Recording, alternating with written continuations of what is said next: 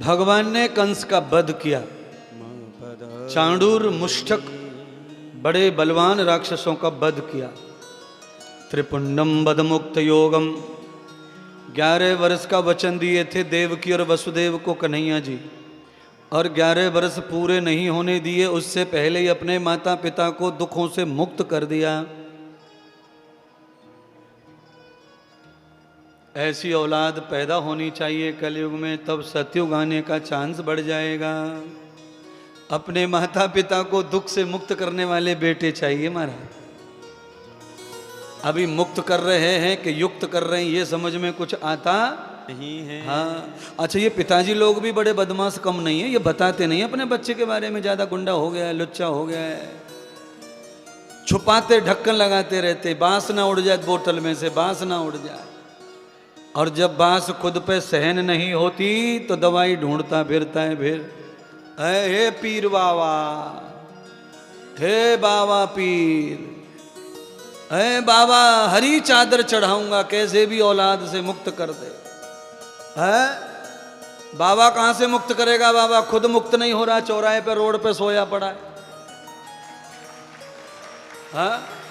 हे पीर बाबा, पीर बाबा hybrid है,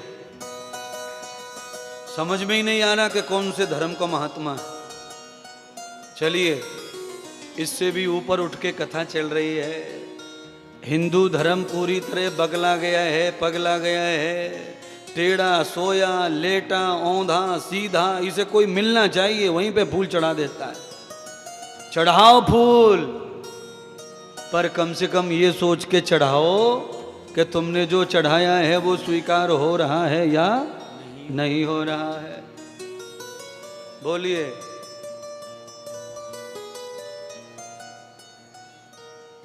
तुम्हारे पास में कोई कमी नहीं है सीधे देवताओं की, पर ये क्या करे महाराज, आदमी स्वार्थ में इतना पगला चुका है कि उसे अंधा होके भक्ति कर रहा है। अधर श्रद्धाम न मूल सत्य व्याप्तम। ब्रह्मानंद, जिस पूजा में सत्य नहीं है उस पूजा में श्रद्धा भी सफल होती नहीं है। बिना सत्य की पूजा अंधश्रद्धा कहलाती है। कौन सी पूजा? बिना सत्य की है। धारणम ध्यायते सत्यम नित्यम यदि कर्म तद श्रद्धाम। जो सत्य नित्य पूजा में अर्पण हो वही सत्य श्रद्धा है, और जिस पूजा में श्रद्धा है पर सत्य नहीं है वो अंधश्रद्धा है। श्रद्धा है पर अंध। अंधे लोग चल तो लेते हैं पर दौड़ सकते नहीं है, बस यही फर्क है श्रद्धा और अंधश्रद्धा में। चल तो अंधश्रद्धा भी रही है पर दौड़ पाती नहीं है।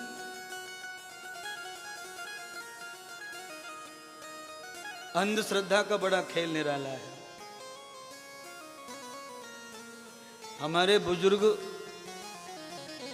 एक कथा सुनाते थे ब्रज की, गोवर्धन की। वो कहते थे 5-6 औरतें लगातार हर पूर्णमासी को परिक्रमा दे गई। मंडल बना लिया उन्होंने।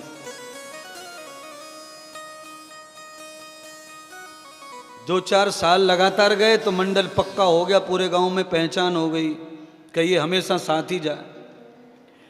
एक दिन एक औरत का घर कोई मायके में मर गया, उसे वहां जाना था रोने के लिए, और पूर्णमासी परिक्रमा भी देनी थी।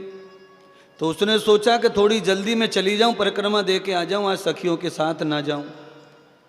अच्छा, बात ऐसी हो गई कि कार्तिक पूर्णिमा पड़ गई तो मालपुआ को भोग लगे ठाकुर जी को। तो उसने जल्दी कढ़ैया अपनी सलगा ली, मालपुआ बना लिए, थाली में रख लिए, हल्दी कंकु वगैरह, और चल पड़ी रात के 12 बजे। साथ में जो सखियां थी उन्होंने भी वैसा ही सोचा कि आज उस सखी का वो मायके में ऐसा हो गया है तो कहीं ऐसा ना हो जाए कि वो जल्दी निकल जाए। तो वो भी आज जल्दी उठ गई, उन्होंने भी किया, वो भी चल पड़ी। 1-2 किलोमीटर का ही फर्क था आगे वाली में और पीछे वालियों में। अच्छा, जल्दी जल्दी में क्या आधा अधूरा, कुछ लोग जल्दी नहा लेते हैं, पूजा पाठ बैठ जाते हैं, मलमूत्र साफ नहीं होता, नहाए धोए पूजा करते, तो उसको भी पेशाब साफ नहीं हुआ ठीक से, नहा धो के चूड़ी पहन के चली। अब रास्ते में बाथरूम लगा, कच्चे रास्ते थे, झुंड खड़ा पेड़ों का, उसके बगल में बाथरूम के लिए बैठना चाहती, पर पूजा की थाली हाथ में, बड़ा मुश्किल पड़ गया। बड़ा छुआछूत वाली, पर मुश्किल ये कि पेशाब के बगैर भी नहीं रुका जाए। तो उसने निश्चय कर लिया कि सिर पे रख लो थाली को, हाथ से छुओ ही मत, अशुद्ध ना होगी। तो सिर पे रख करके जैसे बाथरूम के लिए बैठी कि थाली पलट गई। अब थाली पलट गई तो आप समझ लो बाथरूम तो बीच में कंट्रोल हो में ना है, पूरा होके पीछा छूटा। अब करे तो करे क्या, मालपुआ सबरे ही चढ़ गए, बचे कछू ना भगवान के लिए। तो उसने खड़े होकर इधर उधर देखा, उसे लगा कि कोई देख नहीं रहा, तो उसने ऊपर ऊपर से 2-3 पुए पकोड़े उठा लिए और थाली में रख के जैसे ही बाहर आई रास्ते पे, तब तक पीछे वाली आ गई बोले बगैर, बड़ी बड़ी बदमाश है तू, बड़ी खराब है, बस तो अकेली आ गई है, हमें बता देती तो हम साथ में ही आते। एक ने बोली कि देख ये आज क्यों अकेली आई है, क्योंकि आज इसने नयो भगवान ढूंढ लियो है। किसी की नजर पड़ गई पेड़ों के पीछे, मालपुआ पड़े तो सबरी औरतन के इधर आओ, कान में बतराई सबरी, आपस में घुसर घुसर घुसर घुसर, सब ने टोली बना ली। सब ने कहा कि ये कितनी चालाक बन रही है, पर हम पे तो जागी कहाँ, या कि नए भगवान है, हमों बिना पूजे नहीं रुकेंगे। अब आप समझ लो क्या है आगे की कथा। जितनी महिलाएं थीं सबने बाथरूम को पूज दिया, सबने पुआ चढ़ाए बाथरूम पे। इसको कहते हैं भेड़ चाल। ये अंधविश्वास की पराकाष्ठा है। एक महिला कुछ भी करयावे फिर दूसरी भी कदमे नभाए बगैर मानवे वारी नहीं है, ये अंधविश्वास है। सिंदूर पोत दो पत्थर पे, हनुमान 1 मिनट में प्रकट हो जाते हैं। बोलिए, इतने सरल हनुमान ढूंढ लिए।